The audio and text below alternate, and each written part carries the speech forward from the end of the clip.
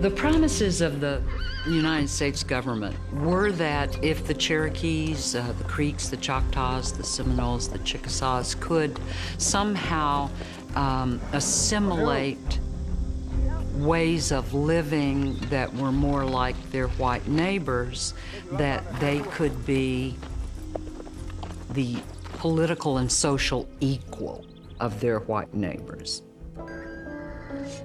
Literally, Thomas Jefferson once assured the Indian leaders in a speech that he believed they could become the equal of white people.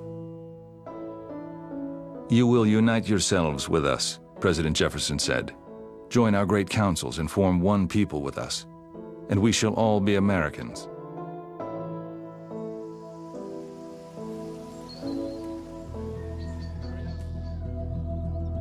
But the end of the 1820s saw the first stirring of a populist political movement that sent tremors through Indian lands all over the East.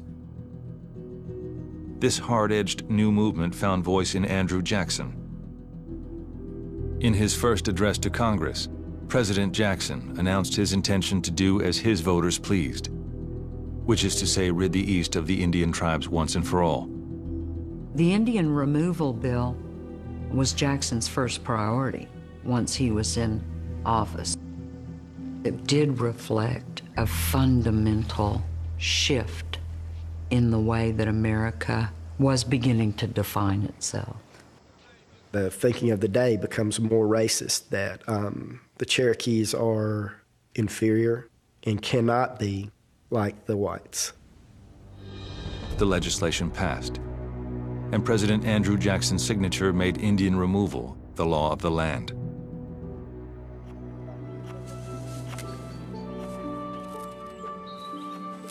The people are told they have 2 years to remove themselves peacefully with support from the federal government, supplying and make sure that they get their payments. And only a handful of people leave. They continue planting their fields and making improvements on their farms. That was their land. They weren't going to leave.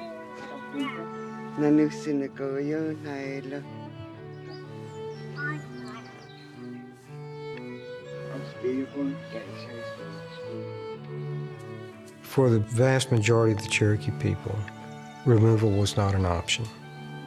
It just was not. They couldn't comprehend removal. They couldn't comprehend that a handful of people signing a piece of paper would be enough to remove them from their homelands.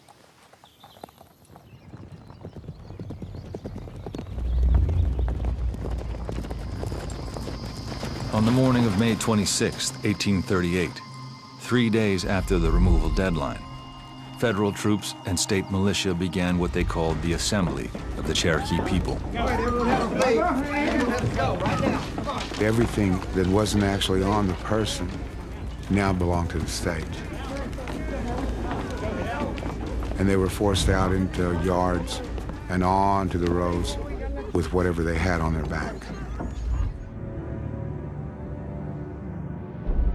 It was early December before the final group began the 850-mile trip. By then, the long line of Cherokee travelers stretched from Illinois into Kentucky, unbroken in places for 3 miles.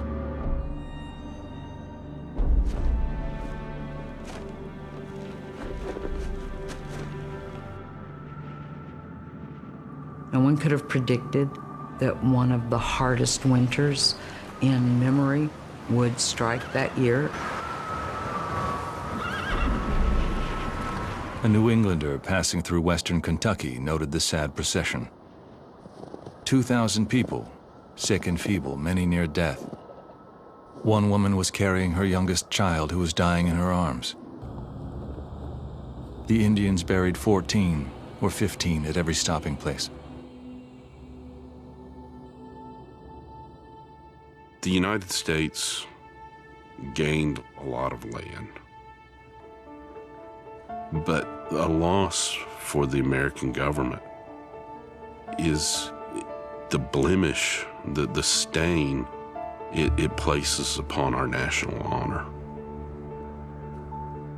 What we did in the 1830s to the southeastern Indians, it's ethnic cleansing.